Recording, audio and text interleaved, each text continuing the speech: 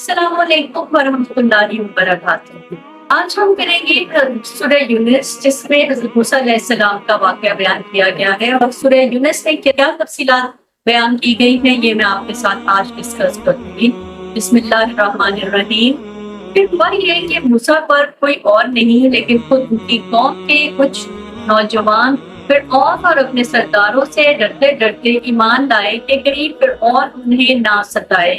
और यकीनन फिरऔन जमीन में बड़ा जोरआवर था और वो उन लोगों में से था जो किसी हद पर कायम नहीं रहते। और मूसा ने कहा, ऐ मेरी कौम, अगर तुम वाकई अल्लाह पर ईमान ले आए हो तो फिर उसी पर भरोसा रखो अगर तुम फरमाबरदार हो। इस पर उन्होंने कहा, अल्लाह ही पर हमने भरोसा कर लिया है।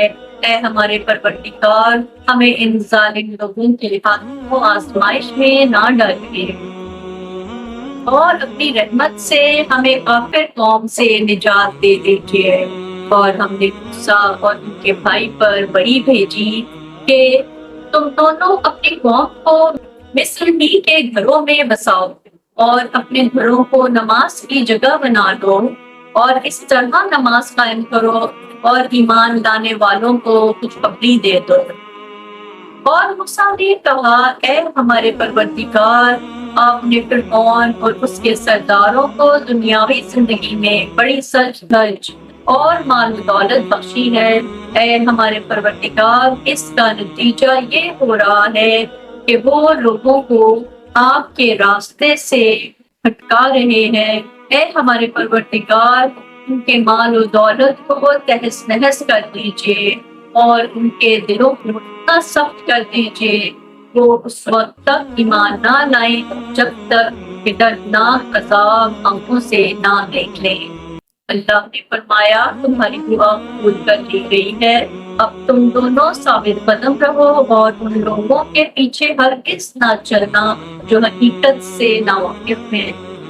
और हमने बनु इस्राइल को समंदर पार करा दिया तो फिरऔन और उसके लश्कर ने भी जुल्म और ज्यादती की नीयत से उनका पीछा किया, यहाँ तक कि जब डूबने का अंजाम उसके सर पर आ पहुंचा तो कहने लगा, मैं मान गया कि जिस खुदा पर बनु इस्राइल ईमान लाए हैं उसके सिवा कोई माबूद नहीं और मैं भी फरमाबरदारों में शामिल होता हूँ।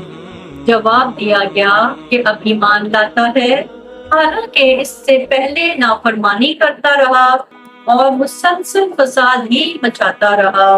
लिहाजा आज हम तेरे सिर्फ जिस्म को बचाएंगे ताकि तुम अपने बाद के लोगों के लिए इबरत का निशान बन जाए, क्योंकि बहुत से लोग हमारी निशानियों से गाफिल बने हुए हैं।